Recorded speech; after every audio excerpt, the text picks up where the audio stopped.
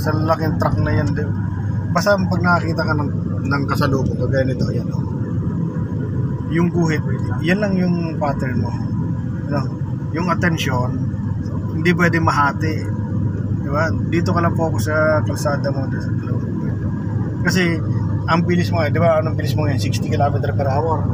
O, tinan mo yan. Within 30 meters, at biglang may sumulpot dyan sa gitna, biglang nag-cross. Yun ang delikado. Pero yung kasalubong mo, walang problema yun kasi alam niyang gagawin niya eh.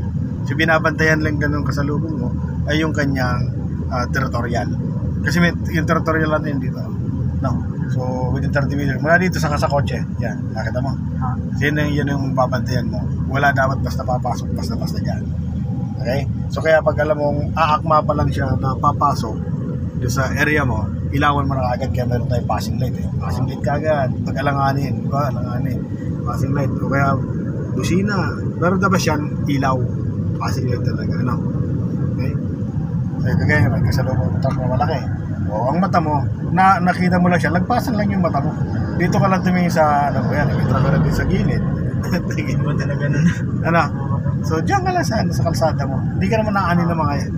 Kasi malukong driver na bangkay kapag naman yan. Ano mo lang, pagramdaman mo siya, tinan mo kagad yung gulong niya kung medyo na sumasala na sa kanyang kalsada. No? Pag alam mo sumasala sa kalsada na yung gulong niya, ibig sabihin baka nakatulog na yun. O kaya baka kung ano, di wala siya attention. Isa lang sa mga cause kasi ng accident bro, ay yung nawawala yung attention. So kaya pag nawala attention mo dito, ay sigurado talagang sasalubungin mo yan. No? Pero malalaking truck na yun. Diba? Hindi ka kailangan matakot dyan. Hindi ka kailangan matakutan yan. Kailangan lang ay alerto ka lang, tinan mo lang yung galaw nila, basahin mo yung galaw. Malayo pa siya, alam mo na kagad ang galaw niya. Dito sa likod, alam mo dapat ang galaw nito. May overtake. Okay? So kaya every 5 seconds, 1, 2, 3, 4, 5 tingin ka rin dito, then balik agad. Ano? So balik. Kaya alerto ka dyan sa, kaya nga sabi sa TDC, di ba ng TDC ka? So kailangan, alerto ka sa unahan, sa likuran, sa tagliran. Yung focus, kailangan nandito, nasa gitna. Yan, mula doon sa sinusundan mo, yung focus mo, yan lang, wala basta papasok kasi mabilis ang takbo mo, 60. Kung ang takbo mo lang 10 km/h, hindi mo masok doon, walang problema, hindi mo naman naabutan yan eh. Pero doon sa bilis mo yan, possible, abot mo agad yun.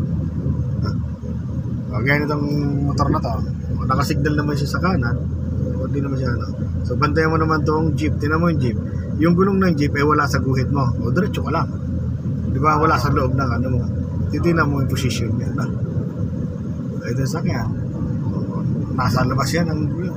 Ito nakaparada ng kotse. Tinan mo yung gulong, nasa kabila. Di ba wala sa position? Wala kang alahanin dyan. Ganun lang. Kailangan matakot dyan. Tapos yung monitor mo lang yung speed mo. Kung masyado na papabilis, lalo pagkurbada. Kailangan magbawas, tanggalin ka sa or kailangan magdagdag. Kasi kung alam mo nakakabala ka na dito kasi nasa fast lane ka na. Kaya naman di tayo makapunta dito sa outer lane kasi nga marami lang nakaparada kaya ng mga to. So na ang pagbalik mo naman agad. So pupunta ka lang dito sa outer lane, pag nakita mo yung sa likod mo ay talagang inip na sa'yo, parang ang bilis ng dating niya. So kaya nito, yan.